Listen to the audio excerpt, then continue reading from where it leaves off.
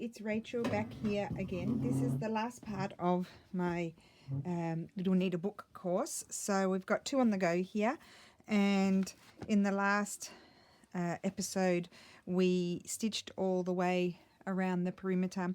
When I came to this here, I just went through and came back up, so it's really strong now, and I just changed colors on this one as they went.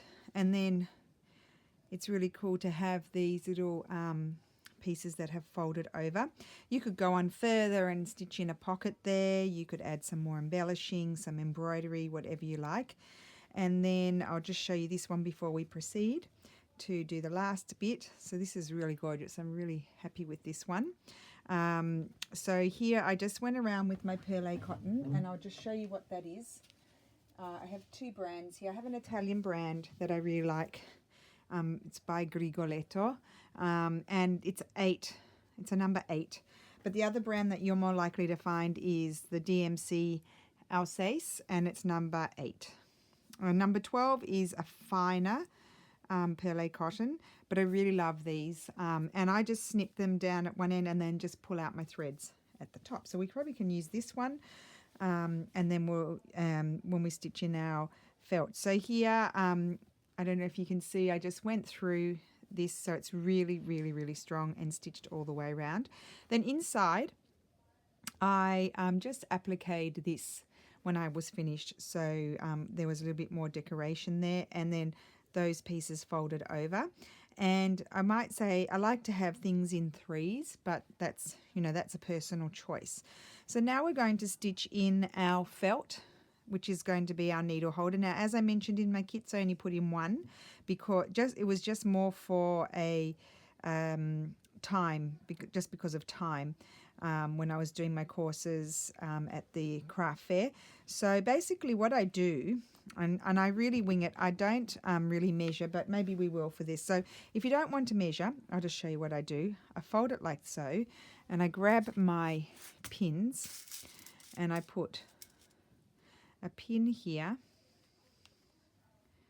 where halfway is, and then I put a pin there. I really don't, if you've watched my bookmaking videos, I don't like measuring anything. I like to wing it. So if you're not a measurer, this is just for you. If you want to measure, you just measure, find your halfway point, and then, oops, caught my thing. So you would find your halfway point and then put a marking there, and then put your felt bit in. So let's just check. It will be more or less about nearly 4 inches and nearly 4 inches. There you go. So that is my halfway point. So I want to take my felt. I'll just crease it a little bit. I'm going to put that there at my halfway point. So like so. I want to see my spots when I open it. Oh, that's the back. Doesn't matter. There's no right way up. But I want to see the spots. So when you open it, you see the spots. And we're just going to really, running stitch it in. So what I might do now is take these pins, put my thumb there so I know where it goes, and just put one in there in the middle, running where it's supposed in the direction, and then I'll grab the other one and I'll place that in there. And you can always double check that you haven't, see, it's perfectly fine. You can double check again with your ruler. So 3.2, that one's 3.3, but it doesn't really matter. And now I'm going to take a strand of my perlé cotton. You can use the 6-stranded DMC or whatever you have. 2 are coming out here. Okay, and I'm going to thread that. So I'll just grab my needle. It's got regular cotton. We'll take that out. And then just thread it, knot it. My hands are cold. Oh, dearie. Come on. Right. Can we do it? Not, apparently not. Okay. Put my knot in the end. You could do a decorative stitch down the center if you want to. I'm going to do running stitch. Now, if you want to, I'll just trim off the tail off my knot. Just grab my scissors.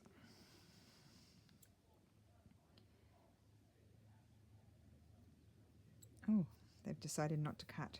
Okay, and if you don't want to see your knot, I just come up through the thread, the felt, I want to say.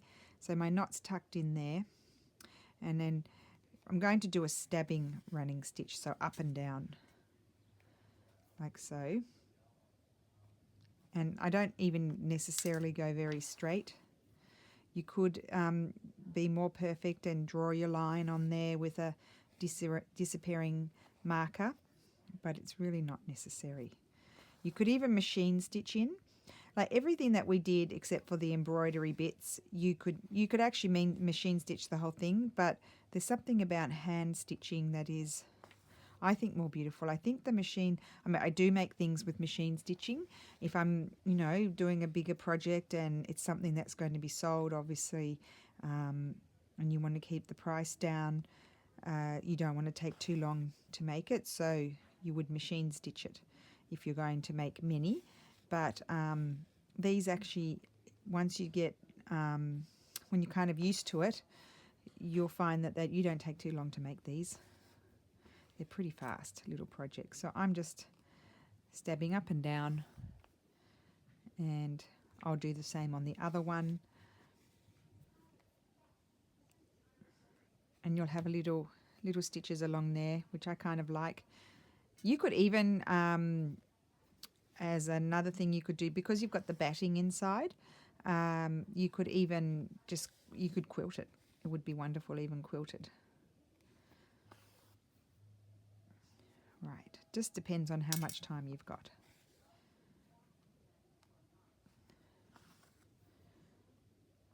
And if you were to put in more than one piece of felt or piece of fabric in there as well as your needle holders, you just would hold them in there all together and stitch through all the layers. So you'd have maybe 2 or 3 in and stitch them all in at one time. Just line them all up and off you go. Oh, there's a big stitch. So that's that. That one's done. I'm going to go down, but I'm going to end off on this side. So I'm going to come back up in the middle here, and I'm just going to catch my stitch in a bit of the felt, loop it, and I think I'll do it twice so it's secure. And that is done. Here's my good scissors. Okay. So just trim that off. And then close it, that's that. And then what I do is this, I wrap around like this, then I knot it so I can see the length, and then I might trim off the excess. And I trim it off at an angle because I like the look of that. And that is my needlebook complete. So it's really cute. It's really lovely to hold in your hands because it's all puffy, and it's a really fun little project to do. I won't stitch in this one here. I can do that off camera, but you've seen that. So I'll just repeat again what I did with my pins. I found the center. I pinned it in. You can even do it by eye. I mean, look, that looks like it's in the center to me. And then just fold it and then pin down the center if you wanted to. And then I'm going to stitch down with my blue perlé thread, and that will be complete. And then I can even do this now. Just grab this, wrap it around, tie your knot.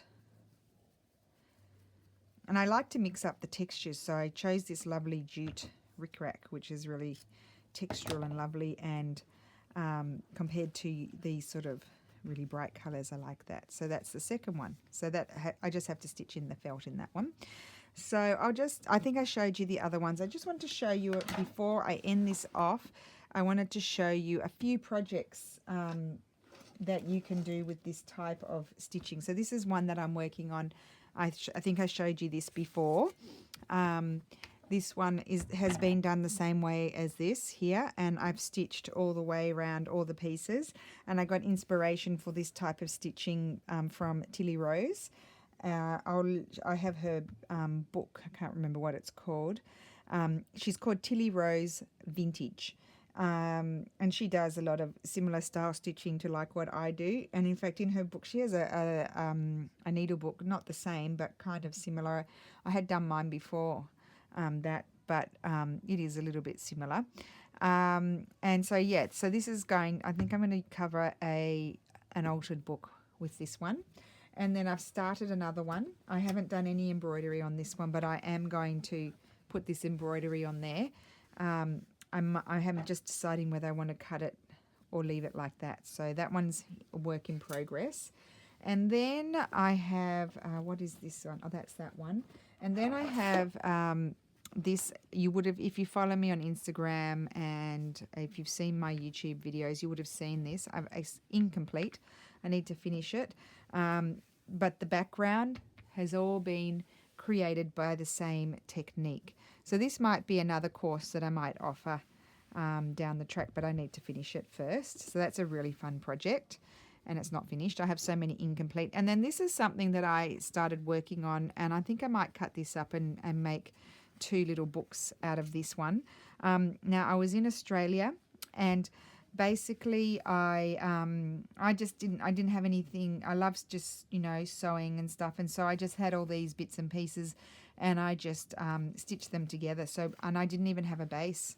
I overlapped them, and then I did the invisible stitch to make it all secure, and it's so secure it would never come apart. Look at that. I did I overlapped it in such a way that I could do like 3 rows of that stitching, and then I've just proceeded to embellish it, but again, it's incomplete. And the other thing I wanted to show you, I have a bag full of goodies here from my mum, and I just wanted to show you because I did mention she is the queen of, and I'm just going to put my camera up. She's really, really great at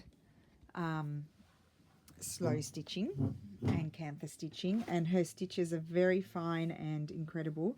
So this is something that she was doing. She doesn't even like it, so she gave it to me, and I'm going to turn it in. I think I might cut it up and turn it into something else, but you can see all of the beautiful cantha stitching that she's done, and she has stitched down all of her pieces in the same technique that I just taught you, and she does some basting. She doesn't like to have pins, so she bastes it all before she stitches it all down. So that's something that she's been working on.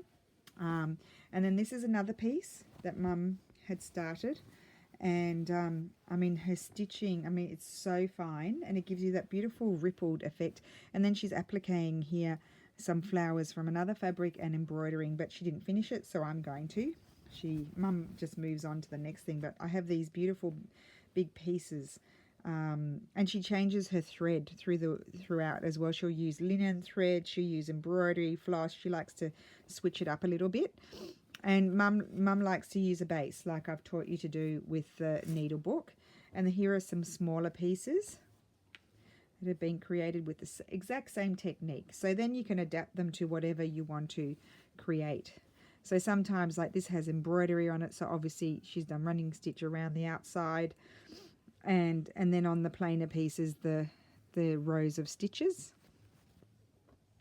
And then this is more Jude Hill inspired from Spirit Cloth. Mum really loves her, so she'd done something like that. That's nothing. And then this is a gorgeous some pillows that she made me that I need to put the inserts into, but it's all done with antique kimono and boro sort of fabrics, Japanese fabrics, and she's done all the same layering and the same cantha stitching. So that's those. I've got 2 of those, and then these are some other bits that she's done for me. So just to give you an idea, the possibilities are endless with this technique. So I hope you enjoyed the course, and I hope it was easy for everybody to follow, and that you'll be stitching away and enjoying it, and find a new passion, something new to do. And I may be back again with another course at some stage, but please don't hesitate to ask me any questions, and thank you for participating in my course. Bye.